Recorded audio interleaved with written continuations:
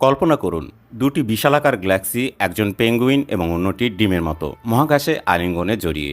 এই অসাধারণ দৃশ্য ARP 142 নামে পরিচিত, যা জ্যোতির্বিজ্ঞানীদের কাছে একটি মহাকাব্যিক ঘটনা। নাসার জেমস ওয়েব স্পেস টেলিস্কোপ এই দুই গ্যালাক্সির আকর্ষণীয় মিথস্ক্রিয়া সম্পর্কে আমাদের নতুন ধারণা দিয়েছে। চিত্রটিতে আমরা দেখতে পাই পেঙ্গুইন আকৃতির বিকৃত সর্পিল গ্যালাক্সিটি নীল আলোয় ঝলমলে নতুন তারার ঝড় তৈরি করেছে। এই বিস্ফোরণ 25 থেকে 75 মিলিয়ন বছর আগে শুরু হয়েছিল, যখন পেঙ্গুইন এবং ডিম একে অপরের কাছাকাছি এসেছিল। গ্যালাক্সিগুলির মহাকর্ষীয় টান একে অপরের গ্যাস এবং ধুলোকে বিক্ষিপ্ত করে নতুন নক্ষত্র তৈরির জন্য উপাদান তৈরি করে।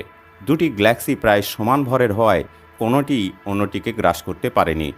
তবে এই দুটি গ্যালাক্সি একত্রিত হয়ে একটি বড় গ্যালাক্সির জন্ম দিতে পারে। এই ছিল আজকের ছোট্ট একটি তথ্য আপনাদের জন্য।